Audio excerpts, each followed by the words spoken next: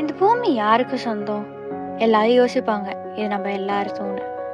என்ன இது கடவுள் படைச்சதுன்னு, எல்லா மனுஷங்களுக்கும் அப்புறம் எல்லா விலங்குகளுக்கும் கூடன்னு. இதுதான் காமனான பதில். ஆனால் நீங்கள் எங்களை கேட்டிங்கன்னா நாங்கள் இது வருங்காலத்துதுன்னு தான் சொல்லுவோம். It's for the future and we are the caretakers throughout our life. நம்ம லைஃப்பில் இதுவும் ஒரு பார்ட். இதை நம்ம பார்த்துக்கலன்னா வேற யார் பார்த்துப்பா? நம்ம யோசிக்க வேண்டியது அதுதான். Who is the protector of earth? இவ்வளோ விஷயங்கள் தர மரத்தை நம்ம காக்கலனாலும் பரவாயில்ல, அழிக்க ஆரம்பிச்சிட்டோம். இதையும் திருத்திக்க டைம் இருக்குன்னு நம்மளுக்கு உணர்த்தினவங்களை பற்றி தான் இப்போ பார்க்க போகிறோம். உலகத்தில் இருக்கிற நிறைய மனிதர்கள் நிறைய மரங்கள் நட்டுட்டு இருக்கோம். பட் அந்த நட்ட மனிதர்களிடம் கேட்டுருச்சுன்னா நாங்கள் என்ன மரம் நட்டுருக்கோம்னு அவங்ககிட்ட கேட்டால் தெரியாது. ஸோ எந்த மரம் மண்ணுக்கு தேவை, எந்த மரம் மனிதனுக்கு தேவை, எந்த மரம் இயற்கைக்கு தேவை, எந்த மரம் குளோபல் பாயிலிங்கை கம்மி பண்ணணும்னு தெரிஞ்சு ஒரு மரத்தை பற்றி தெரிஞ்சு ஒரு மரத்தையாவது நட்டு வச்சு வளர்த்தா நல்லா இருக்கும். ஃபார் எக்ஸாம்பிள் இலுப்பை மரங்கள், மருத மரங்கள், புங்கை, வேங்கை, தாண்டிக்காய், லக்ஷ்மி தாரு, நாவல், இதெல்லாம் நாட்டு ரக மரங்கள். வணக்கம், என் பேர் ஸ்ரீகுமார். ட்ரீஸ் அப்படின்ற ஒரு என்விரான்மெண்டல் என்ஜிஓ ரன் பண்ணிகிட்ருக்கோம். மண்ணுக்கும் மனிதனுக்கும் மரத்துக்கும் உள்ள கனெக்ஷன், மரம் மண்ணை எப்படி பாதுகாக்கிறாங்க இது தெரிஞ்சு மண்ணுக்கு உயிரூட்டுவதற்காக வச்சு நட்டு வளர்க்கின்ற மரங்கள் தான் எங்களோட மரங்கள் அதிகமாக இருக்கும். 3 வகையான மரங்கள் தான் இருக்குது. உடைச்சா பால் வரக்கூடியது, தொட்டா ஸ்மெல் வரக்கூடியது, ஆடு மாடு கிடைக்காது. இது 3 வகையான மரம் தான் இந்த இயற்கையிலேயே இருக்குது. இந்த மரம் மேக்ஸிமம் எவ்வளோ வச்சு வளர்க்க முடியுமோ அவ்வளோ வச்சு வளர்த்தா தான் மண்ணுக்கு உயிர் கிடைக்கும். மண்ணுக்கு உயிர் கிடைச்சா தான் மண்ணில் உயிருள்ள உணவுப் பொருட்களை நம்மளால் தயார் பண்ண முடியும். உயிருள்ள உணவுப் பொருட்களை தயார் பண்ணால் மட்டும்தான், அது சாப்பிட்டா தான் நமக்கு உயிர் வாழ முடியும். ஸோ மனித குலத்தை ஆரோக்கியமாக வாழ வைக்கிறதோட நோக்கத்தில் தான் நான் இந்த மாதிரிப்பட்ட மரங்களை சூஸ் பண்ணி நட்டு வச்சு வளர்த்துட்ருக்கோம்.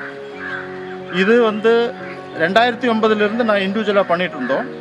பட் 2019 அப்புறம் ட்ரீஸ் அப்படின்ற ஒரு அறக்கட்டளை பேரில் ரன் பண்ணிகிட்டு இருக்கிறது கூட மிக நோக்கம். என்னோட இன்ஸ்பிரேஷன் இல்லைன்னா ஐயா அப்துல் கலாம், டாக்டர் ஜி நம்மாழ்வார் இவர் கூட ட்ராவல் பண்ணும்போது எனக்கு கிடைச்ச அனுபவங்கள் நாளைய சமுதாயத்துக்கு கொண்டு போய் சேர்க்கணும். இதுதான் என்னோட நோக்கம். So global warming, global crisis, global emergency, இது 3ஐயும் தாண்டி இன்றைக்கி இருக்கிற வேர்டு குளோபல் பாயிலிங். ஸோ நீங்கள் அந்த குளோபல் பாயிலிங் என்னன்றதை கொஞ்சம் செக் பண்ணி பாருங்கள், கூகுளில் தெரியும். ஸோ மனித குலம் ஆரோக்கியமாக வாழ்வதற்கு மரம் தேவை. மண்ணும் மரமும் ஆரோக்கியமான மனித வாழ்வியலுக்கு உகந்தது. அப்பையும் சரி இப்பையும் சரி, நம்ம இந்த இயற்கையை பாதுகாக்கிறோமோ இல்லையோ, இந்த இயற்கை நம்மளுக்கு தேவையானதை முழுசாக செஞ்சுட்டு தான் இருக்குது. நம்ம சாப்பிட்ற சாப்பாட்டில் இருந்து சுவாசிக்கிற ஆக்சிஜன் வரையும், காற்றில் ஈரப்பதத்தை தக்க வைக்கிறதுலேருந்து மண்ணரிப்பை தடுத்து மண்ணை உறுதியாக்குற வரைக்கும், மழை பெய்யறதுக்கும் சரி பூச்சிங்களுக்கு வீடாகவும் இது அமையுது. எங்கள் காலேஜில் நாங்கள் ஒய்ஆர்சின்னு ஒரு ஃபார்ம் இருக்காங்க. ஸோ அவங்க மோட்டிவேட் பண்ணுவாங்க, இந்த மாதிரி பண்ணுங்கள், இந்த சோர்ஸஸ்லாம் இருக்குது, நீங்கள் வீக்லி இது பண்ணலாம். ஆக்சுவலாக வீக்கெண்ட்ஸ் ஆனால் நம்ம வீட்டில் தான் இருப்போம், மோஸ்ட்டாக எங்கேயும் வர மாட்டோம். இந்த மாதிரி வரும்போது நம்ம நிறைய பேர் பார்க்குறோம், ஒரு கம்யூனிகேட் கிடைக்குது, அது நல்ல சோஷியல் சர்வீஸ் ஆகுது. இது ஒரு மாதிரி லைஃப்பை ஒரு வேறு இதுக்காக ஸ்பெண்ட் பண்ணுற மாதிரி. அந்த சில விஷயத்தெல்லாம் நம்ம தவிர்க்கலாம். என்ன சொல்கிறது, தண்ணி இப்போ பற்றாக்குறை நிறைய இருக்குது. நிலத்தடி நீர் ரொம்ப ட்ரையாக இருக்குது. அதுக்கு காரணம் மரம் இல்லாதது, செடி இல்லாதது, இந்த மாதிரி சில விஷயத்தினால.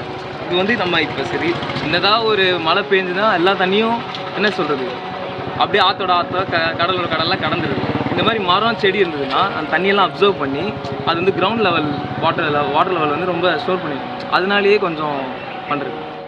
இது நம்ம இயற்கைக்கு செய்கிற உதவி இல்லை, நம்மளுக்கு செஞ்சுக்கிற உதவி. இயற்கை இருக்க வரையும் தான் நம்மளும் இருப்போம்னு என்னைக்கு மனுஷன் உணர்றானோ அன்னைக்கு அவன் அதை திருத்திப்பான். அன்னைக்கு இயற்கையை அவன் மதிக்க ஆரம்பிப்பான். நம்ம தான் இந்த பூமியை பாதுகாக்கிறோம், நம்மளுக்கு தான் அது சொந்தம்.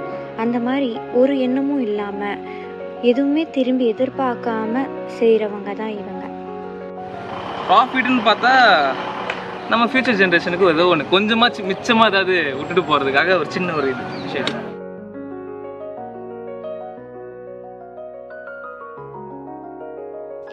என்னதான் நம்ம இந்த இயற்கை கிட்டேருந்து எதிர்பார்த்தாலும் நம்ம கிட்டேருந்து இந்த இயற்கை எதிர்பார்க்கறது மனுஷங்களோட ஆதரவு மட்டும்தான். எங்களோடு சேர்ந்து நீங்களும் இந்த பயணத்தில் இணையுங்கள்.